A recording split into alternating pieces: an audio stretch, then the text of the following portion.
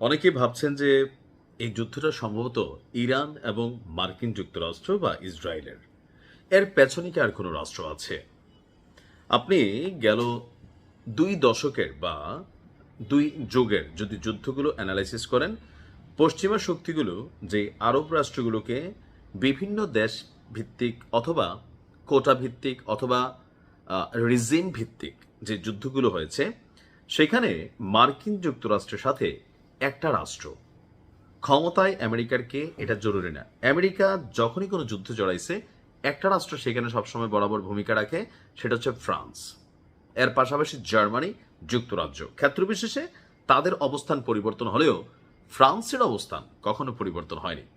ফ্রান্সের যে running president আছেন ইমানুয়েল ম্যাক্রো, এই লোকটারে মাঝে মাঝে পছন্দ হয়, কিন্তু দিন শেষে যখন এই বিষয়গুলো সামনে আসে তখন মনে হয় যে আমেরিকা আর ফ্রান্স যেন একই সুতুই গাথা, তবে আলাদা আলাদা উড়ে।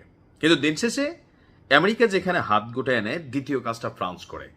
কথা বলছি হরমুজ প্রণালীকে নিয়ন্ত্রণে নেওয়ার জন্য মার্কিন যুক্তরাষ্ট্র অনেক চেষ্টা করছে, মিত্র দেশগুলোর আহ্বান জানাইছে। তো যারা সভ্য ভদ্র দেশ মনে করতেছে বাবা তোমার সমস্যা তুমি লড়াই করো, আমি যাব না, তাদের যখন সহযোগিতা পায় নাই, অনেকটা ট্রাম্প কিন্তু পিছিয়ে যাচ্ছিল। ঠিক ওই মুহূর্তেই হরমুজ প্রণালীতে আজকে আমরা দেখলাম ফ্রান্সের রণতরী অর্থাৎ যুদ্ধ জাহাজ, বিশাল আকৃতির দানব, এটা মোতায়েন করা হয়েছে এবং ইউরোপীয় দেশগুলোর সামরিক এই যে উপস্থিতি, এখানে শুধু ফ্রান্স না, আরো কয়েকটা দেশ আপনার এদিকে আসার পরিকল্পনা করছে।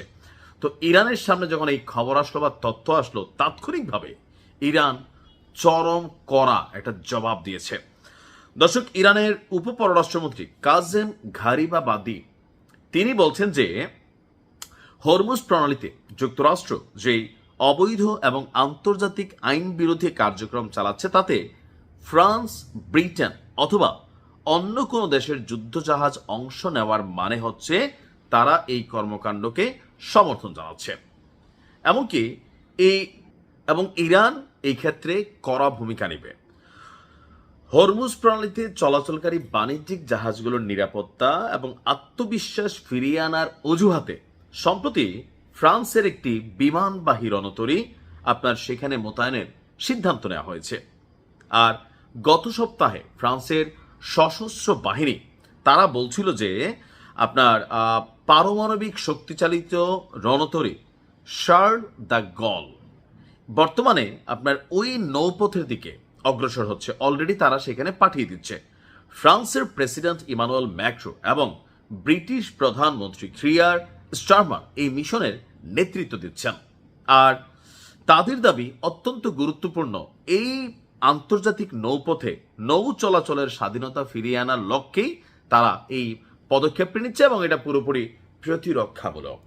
তো যখন তারা আন্তর্জাতিক আইনকে অনুসরণ করতে, সেটা কার বিরুদ্ধে যাচ্ছে? ইরানের বিরুদ্ধে যাচ্ছে। হরমুজ প্রণালী কে নিয়ন্ত্রণ করছে? ইরান নিয়ন্ত্রণ করছে। অর্থাৎ ইরানের বিরুদ্ধে পশ্চিমা রাষ্ট্র যারা আছে তারা মূল খেলোয়াড়গুলোকে আস্তে আস্তে সামনের সারিতে পাঠাচ্ছে।